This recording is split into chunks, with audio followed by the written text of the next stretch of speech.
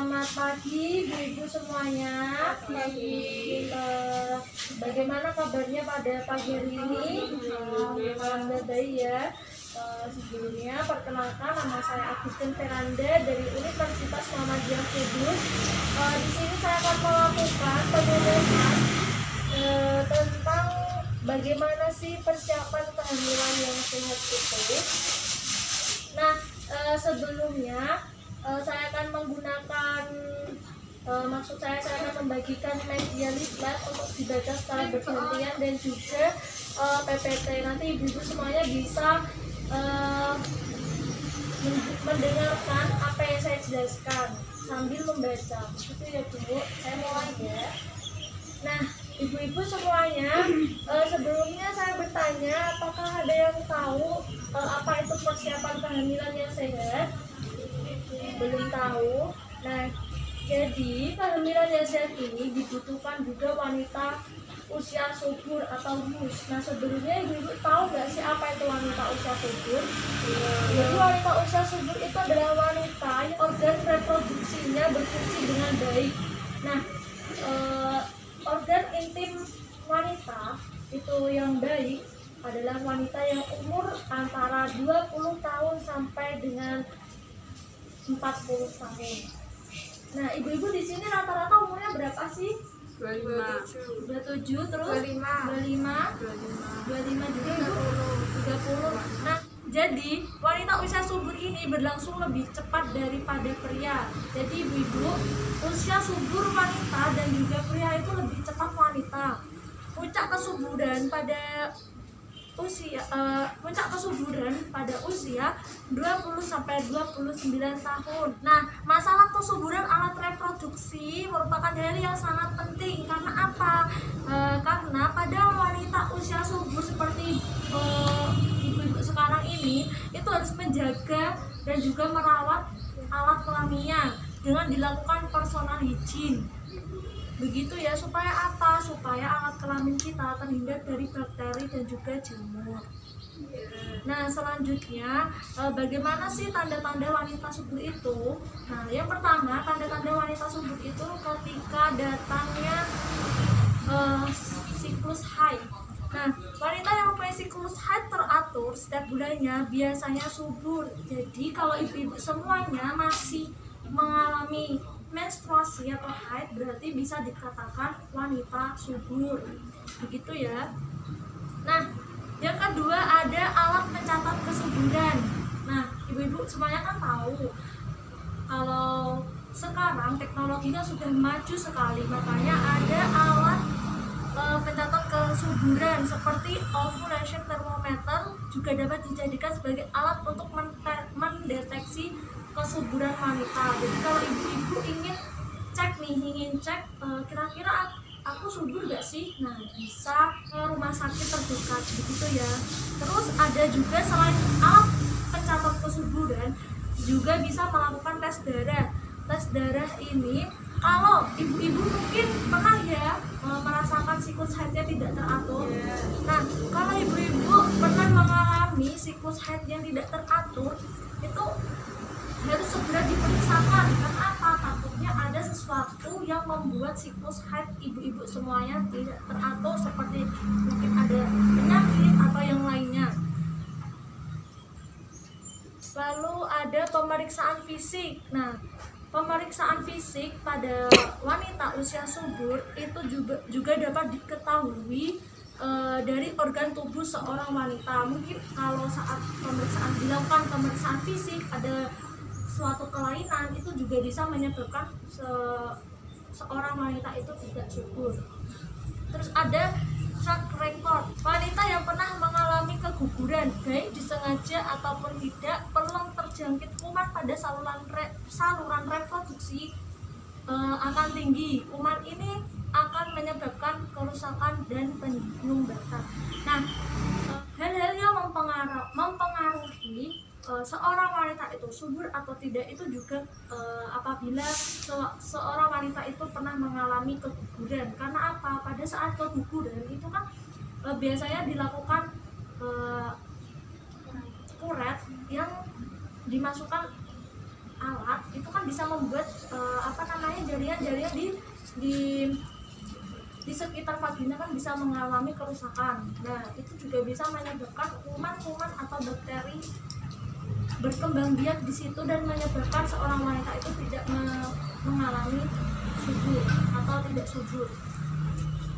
Terus itu kan yang wanita. Bagaimana sih dengan tanda-tanda pada pria yang subur?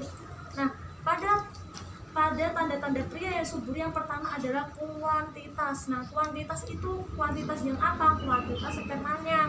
Kalau jumlah sperma dalam sekali ejakulasi sangat banyak, itu menandakan bahwa pria itu subur. Karena apa? Jumlah sperma yang sedikit itu kok juga mempengaruhi tingkat kesuburan pada pria.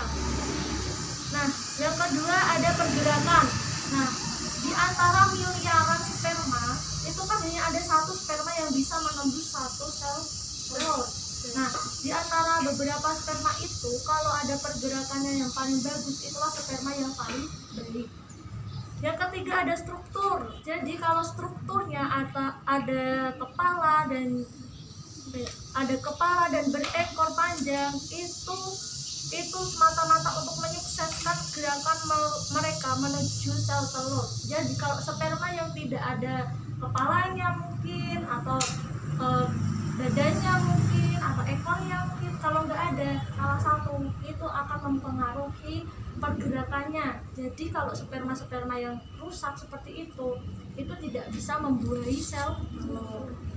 Nah, hal-hal apa sih yang diperhatikan untuk mempersiapkan kehamilan? Yang pertama, dilakukan pemeriksaan ginekologi dari dokter untuk memastikan adanya permasalahan yang akan mengganggu proses kehamilan.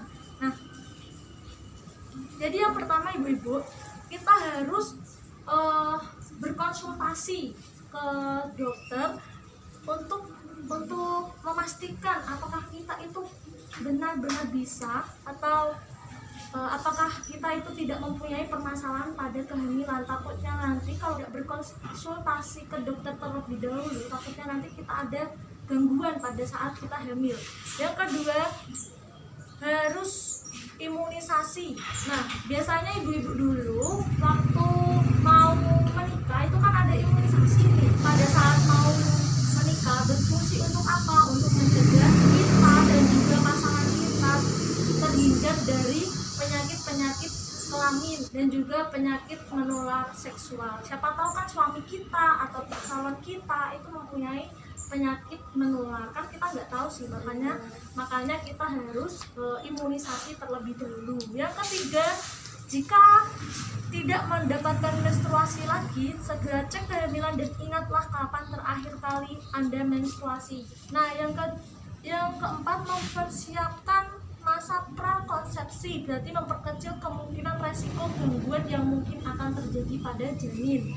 Yang kelima, beberapa langkah untuk meningkatkan kesehatan secara keseluruhan merupakan ide yang baik untuk mempersiapkan kehamilan.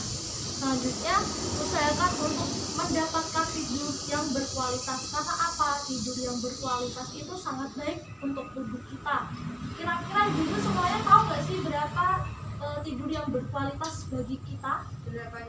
8 jam. Oke, pintar sekali. Dengan ibu siapa? Devina. Beri tepuk tangan untuk ibu Devina. Ya, jadi kualitas tidur yang baik untuk orang dewasa adalah 8 jam. Nah,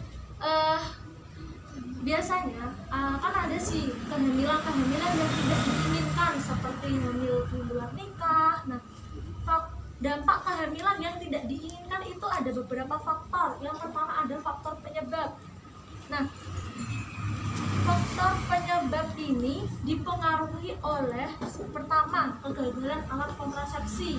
Ibu-ibu tahu nggak sih alat kontrasepsi itu apa? Alat untuk menghambat kehamilan. Oh, benar. Alat kontrasepsi adalah alat untuk menghambat kehamilan. Kalau mengalami kegagalan pada saat memakai alat kontrasepsi, kan akan menyebabkan apa? Kehamilan kan, seperti itu. Lalu suatu kehamilan yang karena suatu sebab maka keberadaannya tidak diinginkan oleh salah satu pihak. Nah, kehamilan yang tidak diinginkan itu seperti apa? Kehamilan di luar nikah itu kan ada kala ada yang pihak menerima, ada yang satu pihak tidak. Nah, seperti itulah sesuatu kehamilan yang tidak diinginkan. Lalu ada resiko fisik, resiko psikis atau psikologi, resiko sosial, dan juga resiko ekonomi. Ekonomi yang kurang juga bisa menyebabkan ke dampak kehamilan yang tidak diinginkan. Nah, apa sih hal-hal yang menyebabkan kesuburan pada pria? Nah, jadi ada beberapa hal yang menyebabkan tingkat kesuburan pada pria. Yang pertama adalah usia. Ibu-ibu semuanya tahu nggak sih usia berapa lelaki itu sedang pada puncak pada kesuburannya? Ya, benar. Lelaki atau pria itu tingkat usianya yang paling baik adalah usia antara 25 sampai 30. Itu sangat baik sekali. Yang kedua ada gaya hidup. Gaya hidup yang tidak sehat seperti merokok, mengkonsumsi alkohol, memakai obat-obatan, itu sangat mempengaruhi tingkat kesuburan pria. Yang ketiga ada suhu dan radiasi. Yang keempat ada pastikan bebas dari penyakit menular seksual. Jadi ibu-ibu semuanya harus memastikan kalau pasangan kita harus terhindar dari penyakit menular seksual. Nah, demikianlah materi yang dapat saya sampaikan. Sebelumnya apakah ada yang ditanyakan? Tidak ada. Baiklah, kalau tidak ada yang ditanyakan, semoga apa yang saya sampaikan dapat bermanfaat bagi saya dan juga ibu-ibu semuanya. Terima kasih atas perhatiannya dan juga waktunya. Saya pamit undur diri. Wassalamualaikum warahmatullahi wabarakatuh. Waalaikumsalam warahmatullahi wabarakatuh.